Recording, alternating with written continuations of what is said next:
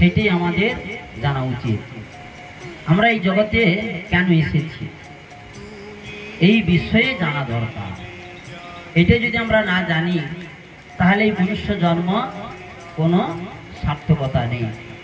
আপনারা জানবেন যে হরিহে বিফলে জন্ম গো আইন, মনুষ্য জন্ম পাইয়া রাধা কৃষ্ণ না ভজিয়া, জানিয়া শুনিয়া বিষ খাইয়া। এই যে দুর্লভ যে মনুষ্য জন্ম, সুদুর্লভ যে সাধুসঙ্গ করবার সুযোগ এই মনুষ্য শরীরের হয়ে থাকে, অন্যান্য কোনো শরীরে এটা হবে না। আর এখানে আপনারা যারা এসছেন সকলে মানুষ, এটাই তো। এখানে অন্যান্য যারা জীব তারা এখানে এসে হরি কথা শ্রবণ করবার সেই অধিকার নেই। কেন কুকুর বেড়াল এটা কি এসে হরি কথা শ্রবণ করতে পারবে? পারবে না।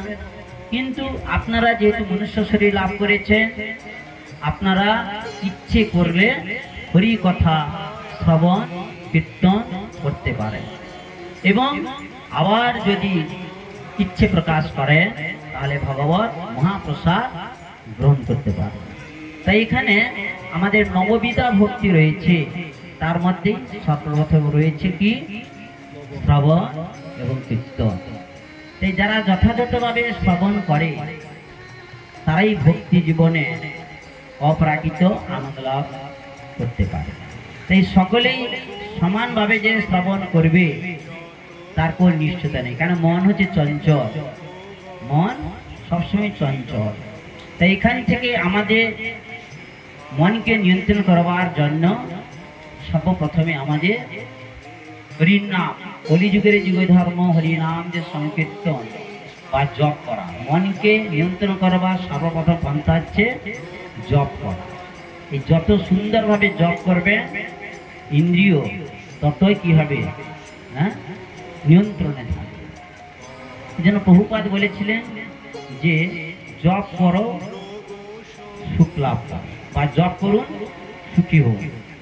এই আমাদের মনুষ্য জন্মের সকলের কর্তব্য হচ্ছে কি কৃষ্ণ ভাবনা অমৃত আস্বাদন করে জগতে প্রত্যেকটা দাঁড়িয়ে দাঁড়িয়ে কৃষ্ণ কথা পৌঁছে দেওয়া। যেরকম আজ থেকে 537 বছর পূর্বে মহাপ্রভু বলেছিলেন পৃথিবীতে আছে যত নগরাদি গ্রাম সর্বত্র প্রচার হইবে মোর নাম।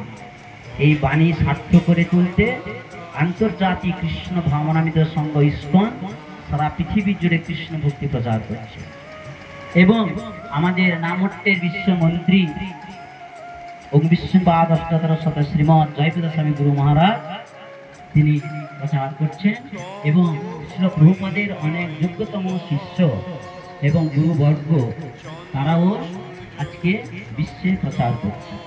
সকলের লক্ষ্য কি?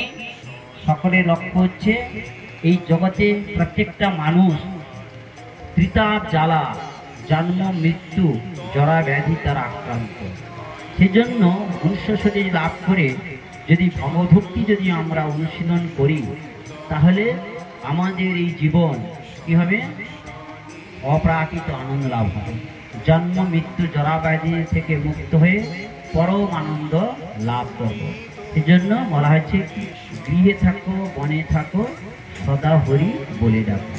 এই যে আপনাকে যে সকলকে যে ব্রহ্মচারী হতে হবে, সন্ন্যাসী হতে হবে সেরকম কোনো বলা হয় না। তাহলে কেউ ব্রহ্মচর্য পালন করে আদর্শ গৃহস্থ জীবন যাপন করতে পারে, তার যদি সেই পরিবেশ যদি না থাকে তাহলে সে গৃহত্যাগ করে ব্রহ্মচারী হতে পারে এবং সন্ন্যাসী গ্রহণ করে সারা বিশ্বে তিনি প্রচার করতে পারেন। এজন্য সকলের গৃহস্থদের কর্তব্য হচ্ছে কি ব্রহ্মচারী এবং